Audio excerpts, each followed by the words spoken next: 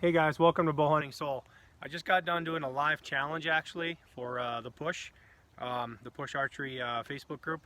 We have kind of this live shooting thing going on. So I just got done shooting this bow, but I wanted to do kind of a proper video for the channel. This is the Omega Original that I think I referred. Well, what am I trying to say? That you may have heard me refer to. There we go. This is a 64-inch bow. And I'm pulling 45 pounds at 27 inches, so my clicker goes off.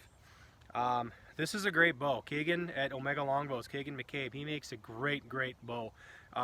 Super quiet. They're known to be pretty fast as far as bows go. In the trad world, we're not really that concerned with speed, but he whips them out there. This is a 500 grain arrow that I'm shooting. It's a gold tip traditional 600 spine. It is 30 1/4 inches long from the groove of the nock to the back of the point. I got a 100 grain brass insert and a 125 grain tip. Comes in at 500 grains all up, and it goes through the chronograph at 154 feet per second at 45 at 27, which isn't bad. Which is pretty. That's pretty good. I'd like to shoot a heavier arrow, but honestly, I really like the way these are flying, and I don't think the 500 is a light arrow by any means. I'm shooting 600 grains in my 59 Kodiak and in the Kodiak Magnum as well. But I wanted you guys to kind of just get a feel, or at least a sense of this bow. Again, this is 64 inches. This is his original model, Omega Original. I did a podcast with him actually, and that's going to be posted I think next week. I'm going to have that one up next. And super nice guy, Kegan. And if you guys are looking to get into, I hate to say entry-level bow. He called it an entry-level bow too, because he said that's kind of his target market. I think that's doing it a little bit of a disservice. I think this competes with any longbow on the market. He doesn't do like super high-end fancy stuff, but he can do some really nice work if you ask him to. Anyway, I wanted you guys to kind of hear this. This is 15 yards. I shot pretty crappy this morning. Like I said, trying to do that the live feed. When you're under the pressure of a camera, like actual live, it certainly changes. And I haven't shot in 2 weeks, but that's no excuse. Because I warmed up with about 5 or 10 shots, and then I did the live thing. So if you guys have never actually put yourself under the pressure, even if it's a camera like this, because I can delete this if it's crappy. But if you've never put yourself under the pressure of a camera, even one you can delete, go ahead and do that, and then you can kind of analyze how you shoot. Whether you're doing something wrong, whether you think you're plucking or not hitting, your clicker and things like that. So anyway, 15 yards is a turkey target over here. I just want you to hear how quiet this bow is. Again, it's 45 pounds. I'm shooting 500 grains. Not a light arrow by any means, but it's lighter than what I've been shooting. But I'm like 16 yards right here, so I don't hit the limb on this post over here. And it's that target down there, so we'll see. Take a listen.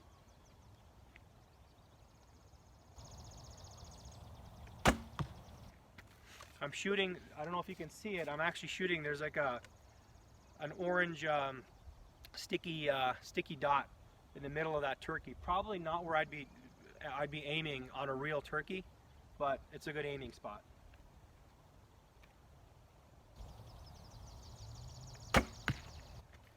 That one hit it pretty dead on.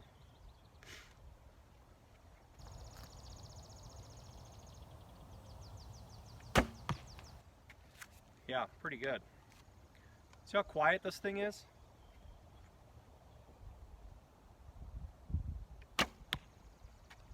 I kind of let that one go, but it still flew kind of straight.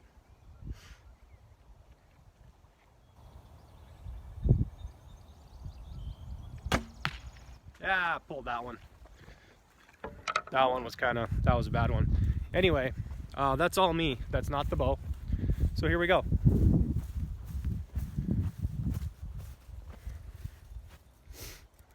Not stellar shooting, certainly not this one, but these are all, I think all that would be kill zone deer.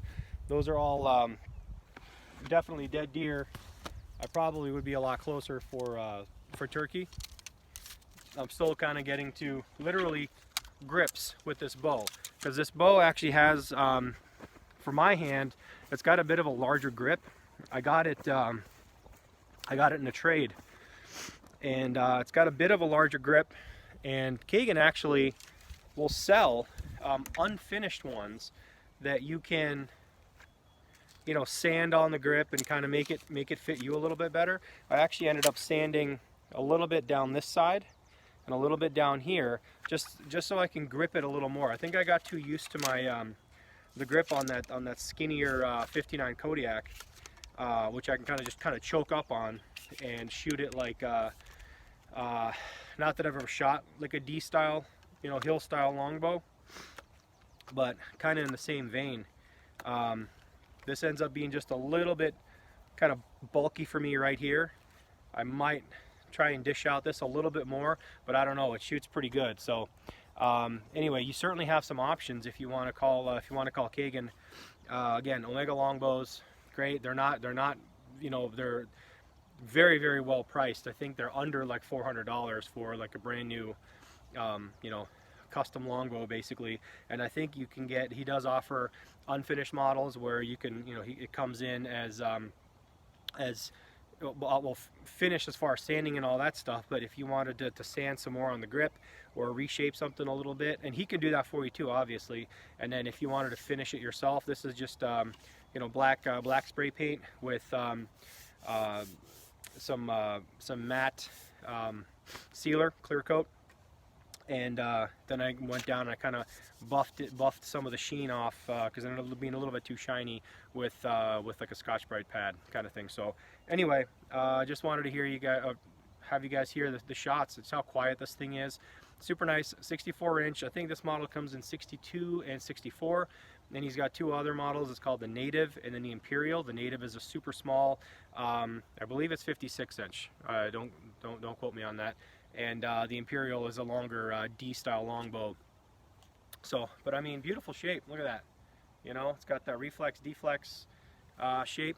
And so if you're looking for a really, really robust, you know, longbow, and you're trying to get into the longbow scene, and you want a really, really nice shooter that you can actually take to the woods and just be like a working man's bow, this is it. Give Kegan a call. So anyway, thanks for joining me, and yeah, tune into the podcast, Bow Hunting Soul Podcast. Kegan will be on next week, so it might actually, by the time I might post this, it might just be even a few days. I'm not sure when this video will post, but make sure to tune in, come join the Facebook group, and I'll talk to you guys later. Thanks.